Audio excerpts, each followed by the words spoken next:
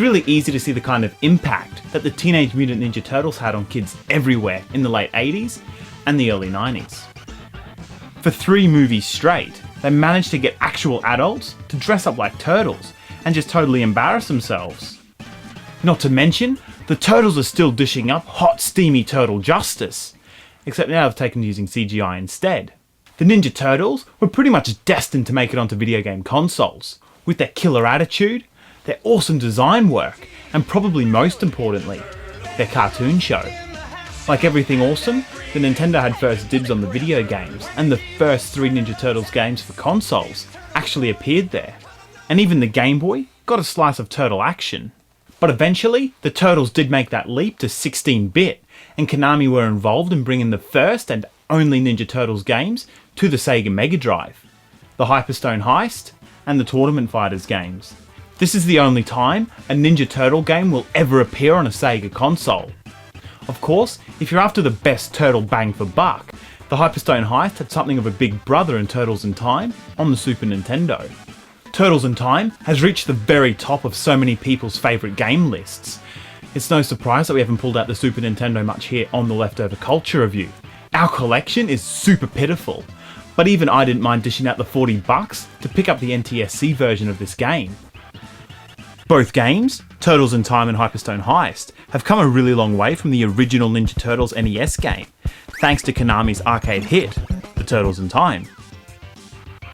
Obviously, the Super Nintendo went ahead and got something closer to a direct arcade port, whereas the Mega Drive got a game heavily inspired by its Super Nintendo counterpart and Konami's Ninja Turtle arcade titles. So it's only going to take me a second to sum up which one I think is better.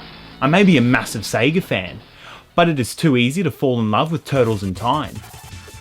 That classic Super Nintendo game has been hailed as one of the best beat-em-ups ever, with one of those awesome video game narratives where you travel through time, battling a wide array of foot soldiers, and classic turtle villains.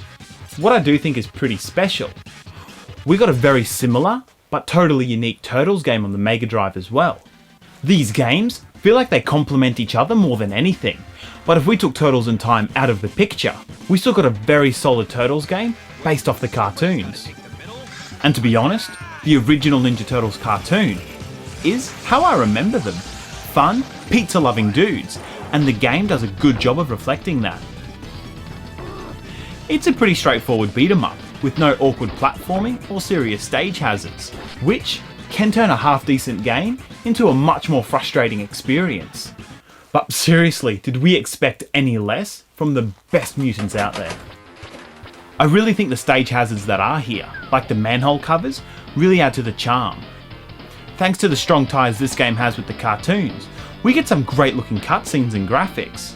For those of you who are bigger fans of the comic book, or even the live action movies, you probably won't find as much to love here.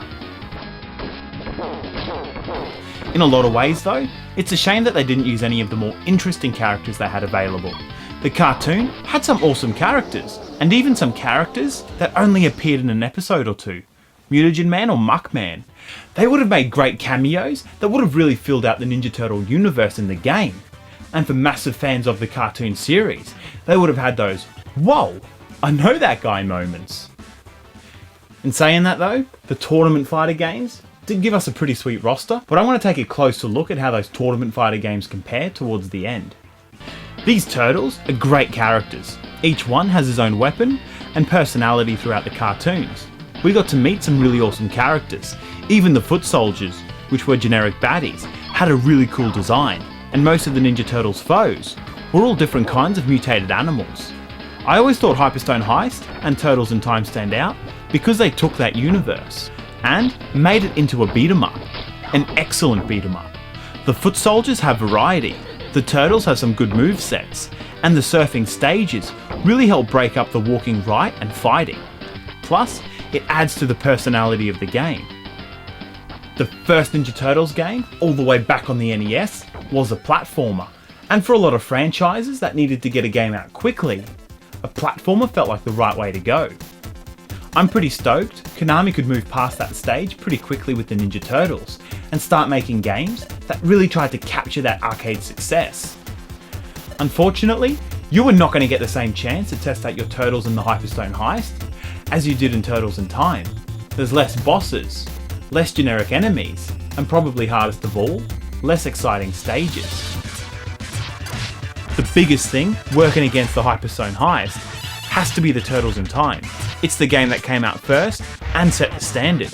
Hyperstone Heist has this copy and paste feel to it. Stages like the caves, the ship, and the Technodrome appear in both games, but in Turtles in Time, there's just more variation in the actual stage, the enemies, and even the boss's attack patterns. So if I just came out and reviewed Hyperstone Heist in a bubble, I'd score it really well. This is the first Ninja Turtles game I ever owned, and I had a lot of fun with it. Sega owners shouldn't feel too bummed out. But even saying that, Turtles in Time is just an easier game to get your hands on, with unlockable ports on the PlayStation 2 and re-releases and remakes on the Virtual Network. Hyperstone Heist has managed to go under the radar, hidden in the shadows of Turtles in Time. That doesn't mean I think it should be dismissed. If you are a massive Turtles fan, try and hunt out a friend with a copy, or a copy for yourself, because I still feel that they're both worth playing. So what's the best way to complement an arcade beat 'em up? With a Ninja Turtles fighting game. And again, both the Sega and the Super Nintendo got very similar but unique games. And once again, I feel like the Super Nintendo got the stronger game. With more characters, really smooth lively graphics, and some great animations. Putting these games side by side, it's incredibly easy to quickly snatch up the Super Nintendo version and never look back. But Tournament Fighters on the Mega Drive is still a pretty fairly solid fighting title.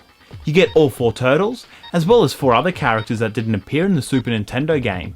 Casey, April, Ray Fillet from the TMNT comics, and Sisyphus, an original character made just for the game. So this is going to be a pretty bold statement, but I don't think Konami are very well known for their fighting games. Their side-scrollers and beat-em-up games, sure, they're masters at it. But these Tournament Fighters games are only pretty cool. And I guess at some level, I attribute that to the Ninja Turtle license. These are great characters, and there are some great locations. And all the characters, they come pre-packaged with some personality. In saying that, I found it way too hard to enjoy playing in single player mode.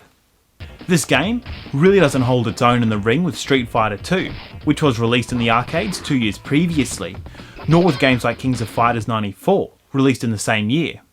I feel like with those games, I can just turn down the difficulty and have a pretty good challenge in single player mode.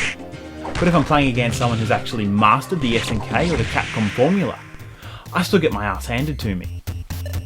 I like having titles like this, and Primal Rage, Ultra Vortec, and even the Power Rangers fighting game, because chances are you're both in the deep end, unfamiliar with the moveset and the gameplay.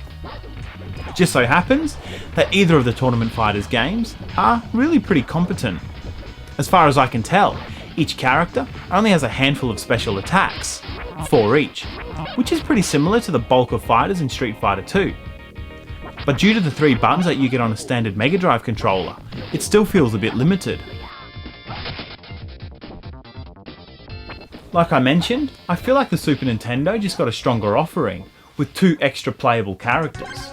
What makes these games a little bit more special is the fact that outside the 4 turtles and Kare, the final boss, the characters are all different. That makes it a lot easier to try out both games and see for yourself which roster and fighting style you prefer. If you're after a great fighting game, you probably won't be as satisfied by the Tournament Fighters. But if you really love the Turtles, feel free to check them out anyway. You've only got your time and your money to burn. But this is coming from the guy who reviewed the bulk of the Atari Jaguar fighting titles. I am really good at burning through pocket money and avoiding housework.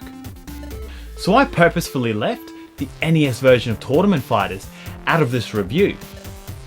Even though it does exist and it has some different characters, it's really a game for the collectors out there, and I'm sure they know a lot more about it than I do.